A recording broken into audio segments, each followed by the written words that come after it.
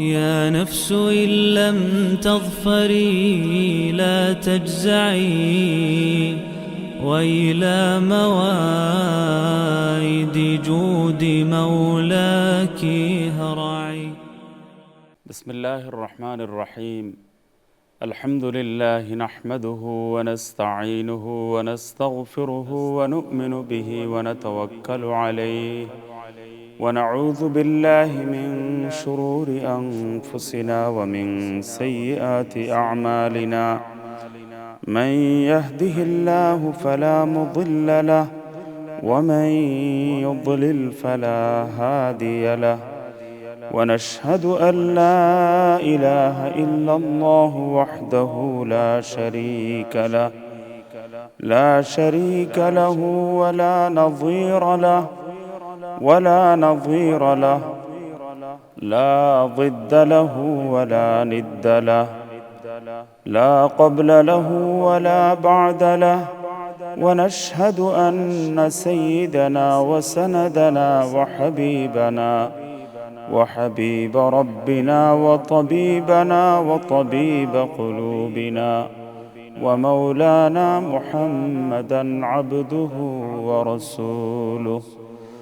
صلى الله تعالى عليه وعلى آله وأصحابه وبارك وسلم. أما بعد، فقد قال النبي صلى الله عليه وسلم: حسين مني وأنا من حسين، أحب الله من أحب حسينا، حسين صبت من الأسباط. وقال النبي صلى الله عليه وسلم: هذان ابناي وابن ابنتي، اللهم إني أحبهما فأحبهما وأحب من يحبهما. وقال النبي صلى الله عليه وسلم: الحسن والحسين سيدا شباب أهل الجنة. وقال النبي صلى الله عليه وسلم: إن الحسن والحسين هما ريحانتاي من الدنيا، أو كما قال النبي عليه الصلاة والسلام. محترم ناظرین، معزز سامعین، السلام علیکم ورحمۃ اللہ وبرکاتہ۔ بہت ہی مغموم دلوں کے ساتھ، دکھے ہوئے دلوں کے ساتھ آج کی اپیل ہم آپ کی خدمت میں پیش کر رہے ہیں۔ 10 محرم یوم عاشورہ کی تاریخ ہے اور میدان کرب و بلا میں حضور نبی کریم سرور دو عالم صلی اللہ علیہ وسلم کے عظیم نواسے، آپ کے بیٹے، آپ کی آنکھوں کا سرور، دل کا نور، الفت و محبت کا مرکز اور آپ کی آنکھوں کی ٹھنڈک سیدنا امام عالی مقام حضرت حسین رضی اللہ تعالی عنہ کو آج میدان کرب و بلا میں اس بے دردی کے ساتھ شہید کیا گیا تھا۔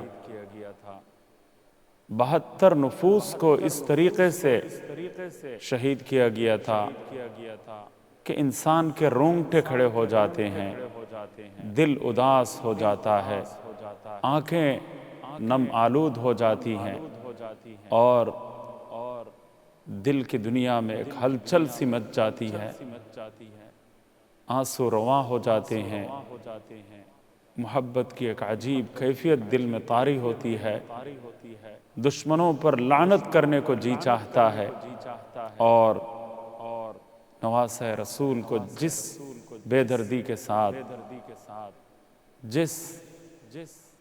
اندوہناک کیفیت میں اور جس ظالمانہ طریقے سے شہید کیا گیا ہے،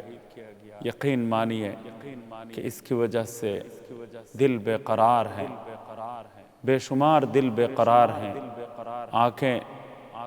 آنکھیں نم آلود ہیں اور عجیب کیفیت مسلمانوں کے دلوں میں ہے کہ اس کو ہم الفاظ کے ذریعے پوری طرح بیان نہیں کر سکتے۔ محترم ناظرین، امام حسین رضی اللہ عنہ کی شہادت کا جو کربناک واقعہ پیش آیا میدان کرب و بلا میں، اس کی وجہ سے اس دن کی اہمیت نہیں بڑھی، بلکہ یوم عاشورہ کی اہمیت بہت پہلے سے موجود تھی۔ اللہ تعالیٰ نے اپنے اولو العزم انبیاء کرام علیہم السلام سے بے شمار واقعات اسی دن میں صادر کروائے۔ اس دن میں حضرت موسیٰ علیہ السلام کو اللہ تعالیٰ نے نجات عطا فرمائی تھی، فرعون کو مکمل طور پر تباہ و برباد فرمایا تھا۔ تو اولو العزم انبیاء کرام علیہم السلام کی قربانیوں سے لبریز زندگی کے بے شمار واقعات کا تعلق پہلے ہی سے اس دن کے ساتھ ہے۔ اس دن میں روزہ رکھنا شروع میں فرض تھا، اور جب رمضان کا روزہ فرض کر دیا گیا تو اس کے بعد یوم عاشورہ کا روزہ نفل روزوں میں سب سے افضل روزہ قرار پایا۔ تو اس دن کی فضیلت پہلے سے موجود تھی۔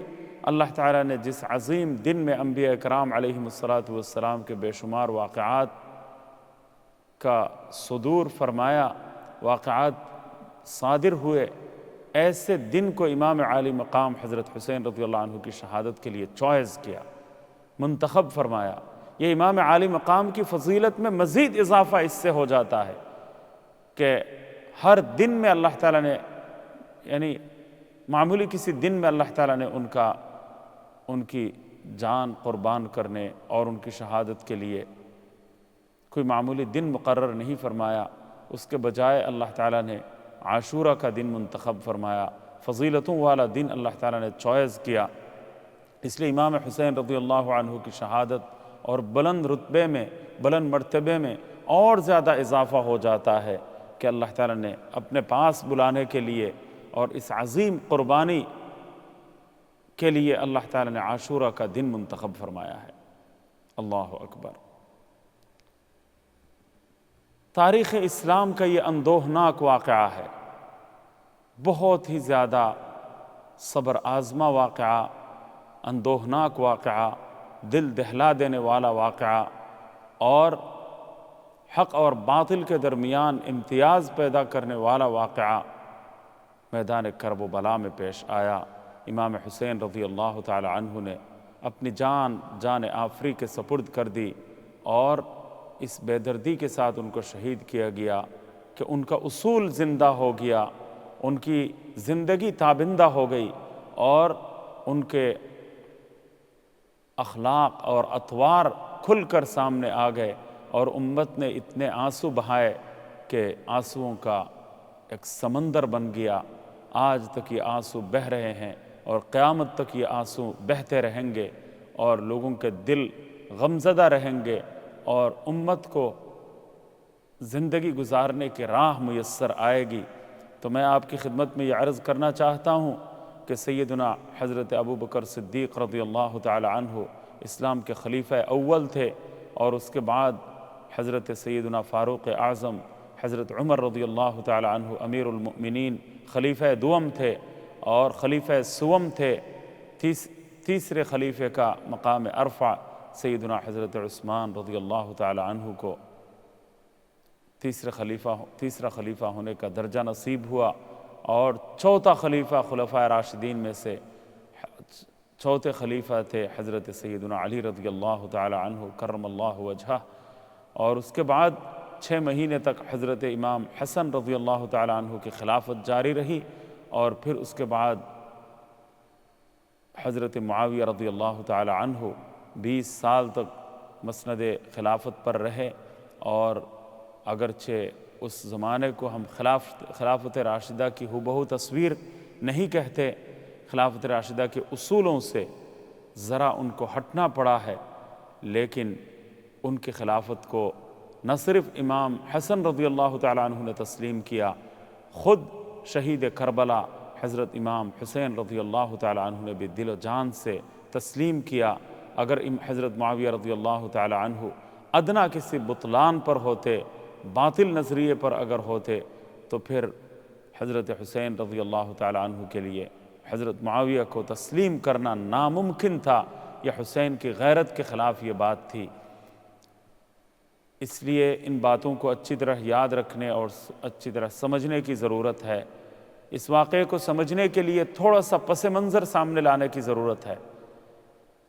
میں آپ کی خدمت میں ایک بات عرض کروں کہ اسلام نے پوری دنیا میں ایک انقلاب برپا کیا، عظیم الشان انقلاب اسلام کا تھا، اور جناب نبی کریم صلی اللہ علیہ وسلم کی مبارک زندگی میں یہ انقلاب آ گیا تھا۔ لِيُظْهِرَهُ عَلَى الدِّينِ كُلِّهِ، تمام ادیان پر دین اسلام کی حقانیت، صداقت قائم ہو گئی تھی، اور اسلام کو غلبہ بھی حاصل ہوا تھا، اور باطل مکمل طور پر نیست و نابود ہو گیا۔ لیکن باطل کے اثرات پھر بھی باقی رہے، اور ہر بڑے واقعے کے بعد اس کا ایک کاؤنٹر ریویلیشن ہوتا ہے۔ تو اس کاؤنٹر ریویلیشن یعنی جاہلیت کا اندھیرا چاروں طرف چھایا ہوا تھا، جاہلیت کی گٹھاٹوپ تاریکی چاروں طرف پھیلی ہوئی تھی، اور ایسے حالات میں حضور نبی کریم سرور دو عالم صلی اللہ علیہ وسلم اس روئے زمین پر تشریف لائے۔ آپ نے تمام باطل کا اور جاہلیت کا خاتمہ کیا، اور حجۃ الوداع کے موقع پر یہ اعلان فرمایا، کل امر الجاہلیت موضوع تحت قدمی، آج جاہلیت کی تمام قدریں، ایام جاہلیت کی تمام قدریں میرے پیروں تلے رون دی گئی ہیں، آج یہ سب میرے پیروں کے نیچے ہے۔ جاہلیت کی کوئی قدر سر بلند کر کے اونچی نہیں ہو سکتی، کھڑی نہیں ہو سکتی، وہ ساری قدریں آج میرے قدموں کے نیچے ہیں، پامال ہیں، اور ان کا وجود ختم کر دیا گیا، اور ان کا صفایا کر دیا گیا۔ لا فضل لعربی علی عجمی، یہ عرب کو، کسی عربی کو عجمی پر فضیلت حاصل نہیں ہے۔ یہ اونچ نیچ اور ذات پات کا فرق ختم ہو گیا، امیر اور غریب کا فرق ختم ہو گیا، علاقوں کا فرق ختم ہو گیا، انسانیت سارے کے سارے یکساں ہے، برابر ہے، انسان ہونے کے ناطے سب جو ہے وہ برابر حقوق کے حامل ہیں۔ اس لیے آپ صلی اللہ علیہ وسلم نے ایام جاہلیت کی ساری قدریں پامال کر دیں، ختم فرما دی، اور جاہلیت کا صفایا ہو گیا، خاتمہ ہو گیا۔ لیکن آپ صلی اللہ علیہ وسلم کے حین حیات ہی میں انتقال سے کچھ ہی عرصہ پہلے ختم نبوت کے بعض منکر اور نئے مدعیان نبوت میں سے بعض سر اٹھانے لگے۔ سیدنا ابو بکر صدیق رضی اللہ تعالی عنہ نے ان کا ڈٹ کر مقابلہ کیا اور ان کی مخالفت کی اور اس فتنے کا صفایا کیا۔ تو جیسا کہ میں نے کہا کہ یہ ایک بہت عظیم پرامن اور تاریخ کا سب سے بڑا اور مبارک انقلاب تھا جو جناب نبی کریم صلی اللہ علیہ وسلم کے ذریعے انجام پایا، اور اس کے کاؤنٹر ریویلیشن کے طور پر بعد میں وہ باطل سر اٹھاتا ہے، جس کو کچل دیا جاتا ہے، ان میں جو تھوڑی سی جان باقی رہتی ہے، یا وہ پھر مردہ باطل دوبارہ سر اٹھا کر جاگنے لگتا ہے، انتقام لینے کی کوشش کرتا ہے۔ تو چنانچہ آپ صلی اللہ علیہ وسلم نے جو حسین، پرامن اور زبردست اور کامل انقلاب دنیا میں برپا کیا تھا، اس کا مقابلہ کرنے کے لیے، اور جاہلیت نے دوبارہ سر اٹھانے کی کوشش کی، اور نئے کچھ مدعیان نبوت سامنے آئے، نبوت کے دعویدار سامنے آئے اسلام کی مخالفت کرنے کے لیے۔ محمد صلی اللہ علیہ وسلم جو انقلاب لے کر آئے، اس انقلاب کے اثرات کو ختم کرنے کے لیے یہ نئے جھوٹے مدعیان نبوت سامنے آئے، اور اس کے بعد کچھ منکرین زکوٰۃ کا وجود بھی ہو گیا، اور انہوں نے ان فتنوں کے ذریعے سر اٹھانے کی کوشش کی۔ سیدنا حضرت ابو بکر صدیق رضی اللہ تعالی عنہ، یہ کاؤنٹر ریویلیشن فورس سامنے جو آتا ہے، تو وہ کاؤنٹر ریویلیشن فورس کا وجود اس طریقے سے آپ صلی اللہ علیہ وسلم کے بعد آیا۔ سیدنا ابو بکر صدیق رضی اللہ تعالی عنہ نے بالکل ابتدائی میں اس فتنے کی سرکوبی فرما دی، اور منکرین زکوٰۃ کا بھی خاتمہ فرما دیا، جھوٹے مدعیان نبوت کے خلاف بھی برسر پیکار ہو گئے اور ان کی مخالفت کی، اور یہ جو جاہلیت نے سر اٹھانے کی جو ناپاک اور مذموم کوشش کی، اس کا خاتمہ کر دیا۔ اس کوشش کو ناکام بنا دیا، اور یہ حضرت سیدنا ابو بکر صدیق رضی اللہ عنہ کی بصیرت اور آپ کی فراست تھی کہ آپ نے یہ مخالفت کی اور یہ مقابلہ کیا اور اس فتنے کو بالکل جڑ سے اکھاڑ کر پھینک دیا، اور ورنہ پھر یہی فتنہ آپ صلی اللہ علیہ وسلم کے فوراً بعد سر اٹھانے والا تھا۔ اس کو اگر تھوڑی سی بھی اگر اس فتنے کو تسلیم کر لیا جاتا تو پھر اس تسلیم کر لینے کے نتیجے میں غیر معمولی نقصان اسلام کو ہوتا۔ اس نقصان سے سیدنا ابو بکر صدیق رضی اللہ تعالیٰ عنہ نے امت کو بچا لیا، دین کو بچا لیا۔ اس کے بعد حضرت عمر فاروق رضی اللہ تعالیٰ عنہ کا دور آتا ہے تو اسلام کا پھریرا انہوں نے اور زیادہ لہرا دیا، اور آدھی متمدن دنیا پر سیدنا عمر فاروق رضی اللہ تعالیٰ عنہ نے اسلام کا پرچم لہرا دیا، فتوحات کے جھنڈے گاڑ دیے، اور اسلام کا سبحان اللہ ایسی اسلام کی کیفیت پیدا ہوئی کہ غیر مسلم نے یہاں تک لکھ دیا، غیر مسلم مورخ نے لکھا کہ اسلام کو ایک اور عمر اگر دنیا میں مل جاتا تو پوری دنیا میں دوربین لگا کر بھی اسلام کے علاوہ اور کوئی چیز نظر نہ آتی۔ یہ تھی حضرت عمر رضی اللہ تعالیٰ عنہ کی فضیلت۔ تو سیدنا عمر فاروق رضی اللہ تعالیٰ عنہ کو شہید کرنے کے لیے انہوں نے یہ سمجھا کہ حضرت عمر کی یہ فضیلت تھی، ان کا یہ عالی مقام تھا، یہ ان کی فتوحات کا سلسلہ تھا۔ چنانچہ ایک آرمی چیف نے ایک ملک سے، میں ملک کا نام نہیں لیتا، وہاں سے اس نے سازش کی، اور ایک بہت ہی متعصب یہودی آدمی تھا، اس نے سیدنا عمر فاروق رضی اللہ تعالیٰ عنہ کو رسول اللہ صلی اللہ علیہ وسلم کے محراب پر، آپ کے مصلی پر نماز فجر کے دوران شہید کر دیا۔ ان کا یہ خیال تھا، زعم باطل تھا کہ عمر کو اگر راستے سے ہٹا دیا جائے، عمر کا اگر نعوذ باللہ خاتمہ ہو جائے تو شاید اسلام کا انقلاب رک جائے گا۔ نہیں، سیدنا عثمان غنی رضی اللہ تعالی عنہ نے یہ سارا نظام پھر اچھی طرح سنبھالا، اور آپ کے 12 سالہ دور خلافت میں 10 سال تک وہی شان برقرار رہی جو شان فاروقی تھی۔ لیکن اس کے بعد اندورونی فتنوں کو ہوا دی گئی اور مسلمانوں میں پھوٹ ڈالنے، تو یہ دوسرا اس کے بعد جو ہے یہ اس کا کاؤنٹر ریولیشن فورس سامنے آنے والا تھا کہ سیدنا عثمان رضی اللہ تعالیٰ عنہ کو بھی شہید کیا گیا، اور پوری امت میں پھوٹ ڈالنے اور اندورونی خلفشار کو ہوا دینے کی ناپاک سازش اور مذموم سعی کی گئی۔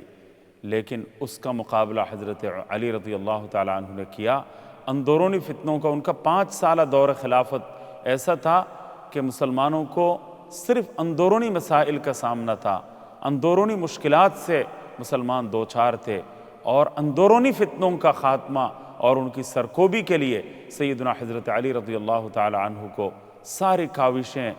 بروئے کار لانے کی ضرورت پیش آئی، اور آپ نے ان اندورونی فتنوں کا مقابلہ کیا۔ چنانچہ حضرات علماء کرام اور محققین نے یہ بات لکھی ہے کہ اگر امت مسلمہ کو کبھی اندورونی فتنوں کا سامنا ہو، اندورونی یورش کا سامنا ہو، اندورونی فتنوں کے سے واسطہ پڑ جائے، تو اس ایسے موقع پر علی کرم اللہ وجہہ، سیدنا حضرت علی مرتضیٰ کرم اللہ وجہہ، خلیفہ رابع اور حضرت نبی کریم صلی اللہ علیہ وسلم کے داماد محترم اور خلفائے راشدین میں آخری کڑی حضرت علی رضی اللہ تعالی عنہ کو فالو کرنا امت پر ضروری ہے، کیونکہ آپ صلی اللہ علیہ وسلم نے فرمایا ہے کہ علیکم بسنتی وسنت الخلفاء الراشدین المہدیین عضوا علیہا بالنواجذ۔ اللہ اکبر۔ تو حضرت علی رضی اللہ تعالی عنہ اس معاملے میں پوری امت کے لیے رہتی دنیا تک مشعل راہ ہے اور ہدایت کا سامان ہے۔ اللہ تعالی حضرت علی رضی اللہ عنہ کے درجات بلند فرمائے، حب علی میں اضافہ فرمائے، حب علی میں کمی اگر ہے اسے اللہ کی بارگاہ میں ہم دعا کرتے ہیں کہ اللہ تعالیٰ دور فرما دیں اور ہمیں بے ایمان ہونے سے بچا لیں۔ حب علی یہ ایمان ہے، یہ عقیدہ ہے، اور یہ رسول اللہ صلی اللہ علیہ وسلم کی ہدایت ہے،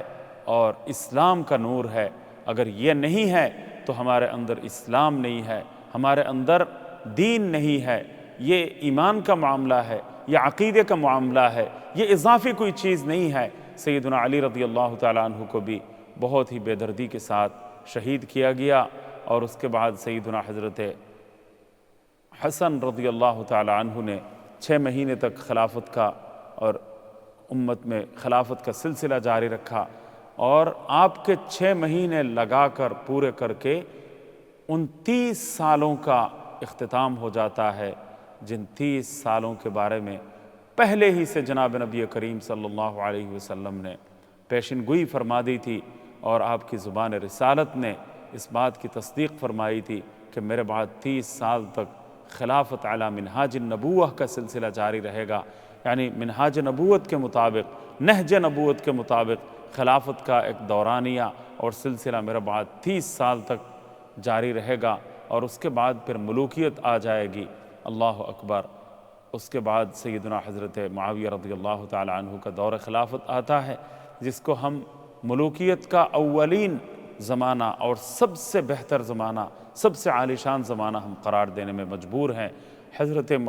حضرت حسن رضی اللہ تعالیٰ عنہ نے ان کے ساتھ مصالحت فرمائی ہے، اور حضرت معاویہ رضی اللہ تعالیٰ عنہ کو تسلیم فرمایا ہے۔ یہ وہ حضرات نہیں ہے جن کے اندر خون نبوی تھا، جن کے اندر شجاعت تھی، جن کے اندر قدرتی بہادری تھی، اور جن کے اندر دلیری تھی، پامردی تھی، استقامت کے وہ پیکر تھے، اور حق گوئی اور بے باکی اور صداقت میں ان کی کوئی مثال نہیں ملتی، ان کا کوئی ثانی ہمیں نظر نہیں آتا۔ یہ حضرات کسی باطل پر کمپرومائز کرنے کے لیے کبھی بھی ہرگز تیار نہیں ہو سکتے، لیکن سیدنا حضرت حسن رضی اللہ تعالیٰ عنہ نے امت مسلمہ کی بہتری کی خاطر اور امت مسلمہ کی فلاح و بہبود کو سامنے رکھتے ہوئے سیدنا حضرت معاویہ رضی اللہ تعالیٰ عنہ کے ساتھ مصالحت فرما لی، اور حضرت معاویہ رضی اللہ عنہ کا معاملہ بھی تاریخ میں پہلی مرتبہ ایسا نظر آتا ہے، اسلام کی تاریخ کیا، انسانی تاریخ میں بھی اس کی کوئی نظیر نہیں ملے گی۔ وہ سادہ کاغذ آپ نے بھیج دیا حضرت امام حسن رضی اللہ تعالیٰ عنہ کی خدمت میں کہ آپ جو شرط لکھیں گے میں اس شرط کے لیے تیار ہوں، منظور ہوں، لیکن ہمارے درمیان صلح ہونی چاہیے، شرائط جو آپ لکھیں گے۔ تو انہوں نے اس میں یہ بھی لکھ سکتے تھے کہ میں آ کر قرآن و سنت کو نافذ کرنے کے لیے میں آ رہا ہوں، اور ابھی جو ہے آپ ہٹ جائیں، یہ شرط لگا سکتے تھے اپنی طرف سے، کیونکہ سادہ کاغذ دستخط کر کے حضرت معاویہ رضی اللہ تعالیٰ عنہ نے بھیج دیا تھا۔ جتنی شرائط انہوں نے لکھی، تمام شرائط منعاً حضرت معاویہ رضی اللہ تعالیٰ عنہ نے تسلیم فرما لی، اور حضرت حسن رضی اللہ عنہ نے مصالحت فرما لی، اور یہ کہا کہ حضرت معاویہ اگر واقعی پہلے ہی سے حق پر تھے تو حقدار کو پہنچ گیا، اگر وہ نہیں تھے تو پھر میرا حق اگر تھا تو میں نے وہ حق ان کے حوالے کر دیا، ان کو میں نے خود اپنی طرف سے دے دیا۔ سبحان اللہ۔ اس کے بعد حضرت امام حسن رضی اللہ تعالی عنہ 19 سال تک زندہ رہے۔ سن تقریباً 59 سال یا 60 سال میں حضرت حسن رضی اللہ تعالی عنہ کا انتقال ہوتا ہے۔ 19 سال تک زندہ رہے۔ حضرت سیدنا معاویہ رضی اللہ تعالی عنہ کے ساتھ کبھی کوئی اختلاف نہیں ہوا، کسی ایک واقعہ بھی کوئی نہیں دکھا سکتا، مکمل طور پر امن کے ساتھ، سکون کے ساتھ اور عافیت کے ساتھ، سلامتی کے ساتھ سیدنا فاروق اعظم رضی اللہ تعالی عنہ کی شان کے مطابق جو اسلام کی فتوحات کا سلسلہ جاری تھا، وہ سیدنا معاویہ رضی اللہ عنہ کے دور میں قائم رہا، باقی رہا، جاری رہا، اور امن و امان، عافیت و سلامتی ہماری مقدر ہو کے رہ گئی، اور حکومت کا نظام اتنا بہتر ہو گیا کہ حضرت معاویہ رضی اللہ تعالیٰ عنہ کے دور کو امن و امان کا اور فتوحات کا اور اسلام کی ترقی کا ایک بہترین دور سے تعبیر کیا جا سکتا ہے، اور مؤرخین اس پر متفق ہیں۔ چنانچہ اور حضرت امام حسین رضی اللہ عنہ نے بھی کوئی اختلاف نہیں فرمایا، انہوں نے بھی کوئی بغاوت نہیں کی، یہ وہ حضرات نہیں تھے کہ کسی باطل کے ساتھ وہ کمپرومائز کر سکیں، یہ ممکن ہی نہیں ہے۔ امام حسن رضی اللہ تعالی عنہ نے بھی کوئی مخاصمت نہیں کی، کوئی مخالفت نہیں کی، کوئی بغاوت نہیں کی، اور کوئی ایک جملہ بھی ان کے حکومت کے خلاف کبھی زبان پر وہ نہیں لائے، حرف شکایت ان کی زبان پر نہیں تھا۔ چنانچہ یہ ہو گیا۔ اس کے بعد حضرت معاویہ رضی اللہ تعالیٰ عنہ کا دور اختتام پذیر ہونے والا تھا۔ عالم اسلام امن و امان کا گہوارہ تھا، اور چاروں طرف شانتی کا ایک راج تھا، اور بہتری کی ایک فضا تھی۔ ایسے موقع پر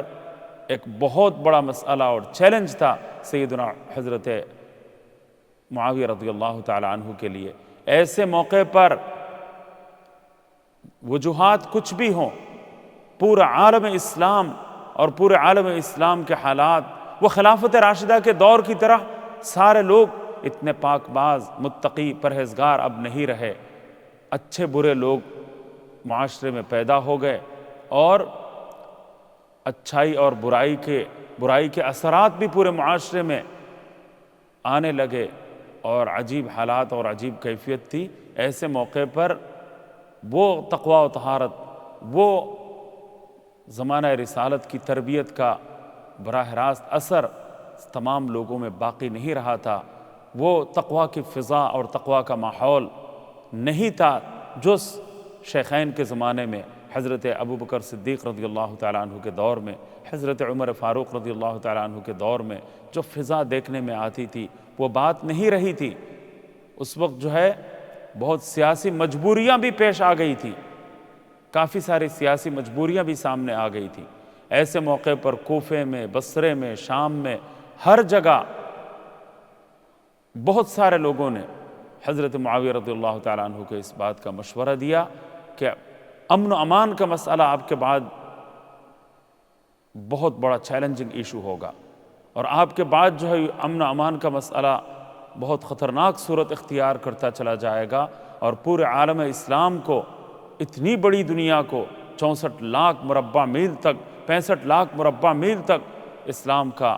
پھریرا لہرایا جا چکا تھا، اور فتوحات کے جھنڈے گاڑ دیے گئے تھے، اور پوری دنیا اسلام بہت بڑی ایک طاقت اور سپر پاور بن کر دنیا کے سامنے موجود۔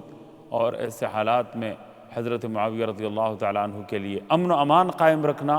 اور حکومتی استحکام برقرار رکھنا یہ ایک بہت بڑا چیلنج تھا۔ اس چیلنج سے نمٹنے کے لیے ان کے پاس بے شمار مشورے آنے لگے کہ آپ اپنے بعد جو ہے اپنے بیٹے کو ولی عہد نامزد کر دیں۔ میں یزید کے حق میں نہیں ہوں، یزید یقیناً فاسق تھا، یزید یقیناً باطل پر تھا، یزید یقیناً قابل مذمت تھا، باطل پر تھا، اور اس سے غلطی کا ارتکاب ہی نہیں بلکہ میں اس کو امام حسین رضی اللہ تعالیٰ عنہ کا اگر میں قتل کی ذمہ داری اگر اس پر مکمل ڈالوں تو اس میں کوئی مبالغہ نہیں ہوگا، کیونکہ پوری ذمہ داری اس کے اوپر آتی ہے۔ لیکن نمبر 1 قاتل کہنے میں ہچکچاہٹ تھوڑی سی محسوس ہوتی ہے، کیونکہ ڈائریکٹلی اس نے آرڈر نہیں دیا تھا کہ سیدنا حضرت حسین، امام حسین رضی اللہ تعالیٰ عنہ کو شہید کر دیا جائے۔ یہ قتل کا ڈائریکٹ حکم اس کی طرف سے نہیں آیا تھا، بلکہ تاریخ میں یہ بات رقم ہے کہ اس نے کہا کہ ہے افسوس ابن زیاد اگر اتنا تجاوز نہ کرتا، اتنا اگر آگے نہ بڑھتا تو وہ اچھا تھا۔ تھوڑی سی بہت معمولی الفاظ میں مذمت کی تھی، لیکن افسوس کا مقام یہ ہے کہ اس نے حضرت امام حسین رضی اللہ تعالی عنہ اور اہل بیت اطہار کی شہادتوں کا روح فرسا منظر دیکھنے کے باوجود اور دل دوز مناظر دیکھنے کے باوجود، امام حسین کا سر دیکھنے کے باوجود، سر کا نیزے پر دیکھنے کے باوجود، آپ کے نعش مبارک پر لاشوں گھوڑوں کو دوڑانا اور ہڈیاں توڑوانا، یہ سلسلہ دیکھنے کے باوجود ابن زیاد کے خلاف کوئی کارروائی نہیں کی، قاتلین کو قرار واقعی سزا دلوانے کے لیے کوئی اقدام نہیں کیا۔ صرف معمولی اظہار افسوس کا جو پہلو ہمارے سامنے نظر آتا ہے، اس کی وجہ سے بہت دکھ ہے، بہت افسوس ہے، بہت غم ہے، اور بہت زیادہ مذمت کے الفاظ ہم اس کے خلاف استعمال کرنے پر مجبور ہیں، مذمت کے انتہائی الفاظ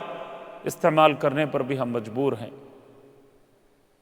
بہت سارے علماء کرام نے تو کافر قرار دے دیا، لیکن کفر کا فتویٰ چونکہ خطرناک ہوتا ہے، اس لیے کفر کا فتویٰ دینا کوئی ہمارے اوپر فرض نہیں ہے، اور کسی انسان کے باطل ہونے کے لیے، ملعون ہونے کے لیے کافر ہونا کوئی ضروری نہیں۔ ایمان کے ہوتے ہوئے بھی انسان اتنا گیا گزرا ہو سکتا ہے، اتنا زیادہ قابل مذمت کردار کا حامل ہو سکتا ہے کہ اس کی مذمت کی جا سکتی ہے، اس کی مخالفت کی جا سکتی ہے، اس کی ضلالت اور گمراہی بیان کی جا سکتی ہے، اور اس کی جتنی برائیاں ہیں ان پر نفرت کی جا سکتی ہے، بلکہ کرنا ضروری ہے۔ تو بہت صاف لفظوں میں ہم براءت کا اعلان کرتے ہیں، صاف لفظوں میں ہم مذمت کرتے ہیں، صاف لفظوں میں ہم اس کو صریح ظلم سے تعبیر کرتے ہیں۔ ظلم صریح ہے، صریح ظلم ہے، واضح ظلم ہے، اور کھلا ہوا ظلم ہے، اور ایسا ظلم ہے کہ جس کی نظیر تاریخ اسلام میں نہیں ملتی۔ ایسا ظلم ہے کہ اس ظلم نے جتنا امت مسلمہ کو رلایا، اور فرزندان توحید کو قیامت تک یہ ظلم جتنا زیادہ رلائے گا، شاید ہی کوئی اور ظلم اتنا کسی کو رلائے۔ بلا شبہ سیدنا عثمان غنی رضی اللہ تعالیٰ عنہ کی شہادت اور زیادہ کربناک تھی، اندوہناک تھی۔ یہاں 3 دن تک پانی بند رکھا گیا، وہاں 40 دنوں تک پانی بند رکھا گیا، وہاں طاقت، قوت، فوج سب کچھ ہوتے ہوئے سیدنا حضرت عثمان غنی رضی اللہ تعالیٰ عنہ نے یہ سوچا کہ میری وجہ سے میں اپنی جان بچانے کے لیے مدینہ منورہ میں خونریزی کروں، کیونکہ بھاری فوج میرے پاس ہے، اور پوری دنیا اسلام کی، پوری دنیا کی طاقتور ترین فوج ان کے پاس موجود۔ یہ جو باغی گروپ تھا، اس کو تو ناکوں چنے چبوا دینے میں کوئی وقت نہیں لگ سکتا تھا، تھوڑی دیر کی بات تھی، خونریزی ہوتی، لڑائی ہوتی، ان کا صفایا کر دیا جاتا۔ لیکن مدینہ منورہ کی سرزمین کو انہوں نے کہا کہ میں اپنی ذات کو، اپنی شخصیت کو بچانے کے لیے، اپنی زندگی بچانے کے لیے،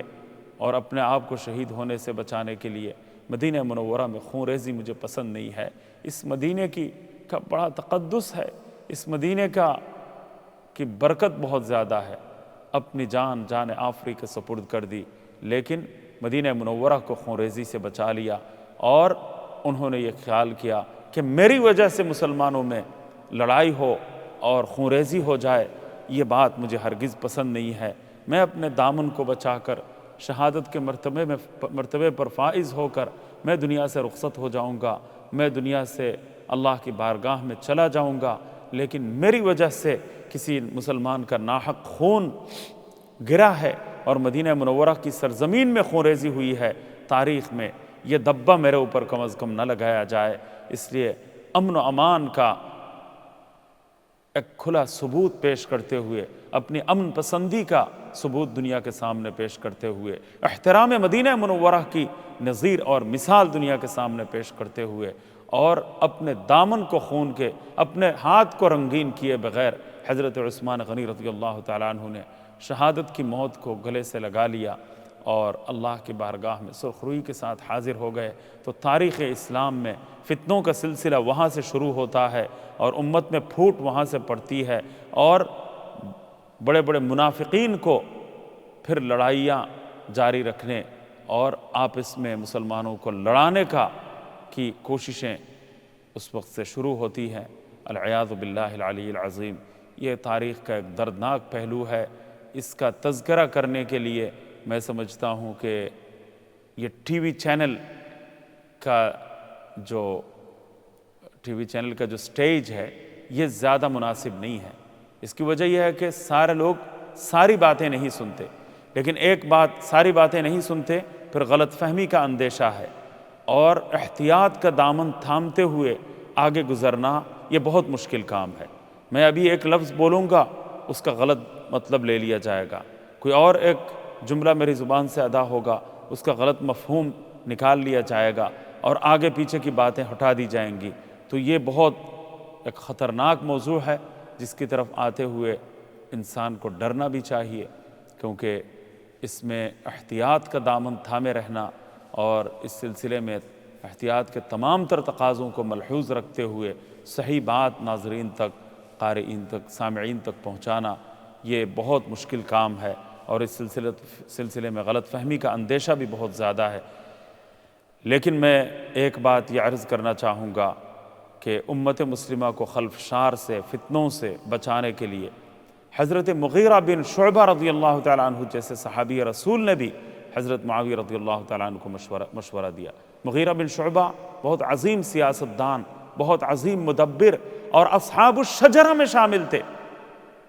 اصحاب الرضوان میں ان کا شمار تھا، جن کے بارے میں اللہ نے اپنے رضا کا اعلان کیا تھا، اپنے رضوان کا اعلان کیا تھا،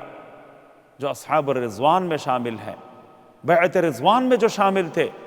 ان 1400 صحابہ کرام جو صلح حدیبیہ کے موقع پر آپ صلی اللہ علیہ وسلم کے مبارک ہاتھوں پر جنہوں نے بیعت فرمائی تھی، اور جن پر اللہ نے اپنی رضامندی کا اعلان فرما دیا تھا، صحابہ کرام رضی اللہ عنہم اجمعین میں اصحاب بدر کے بعد اصحاب الرضوان کا مقام آتا ہے، سبحان اللہ۔ ان میں مغیرہ بن شعبہ رضی اللہ عنہ شامل تھے، انہوں نے بھی مشورہ دیا تھا۔ اس لیے حضرت معاویہ رضی اللہ عنہ سے اجتہادی غلطی بھی اگر ہو جاتی ہے لیکن اس پر ان کی گرفت نہیں ہو سکتی، اس کی وجہ سے ان کے خلاف کوئی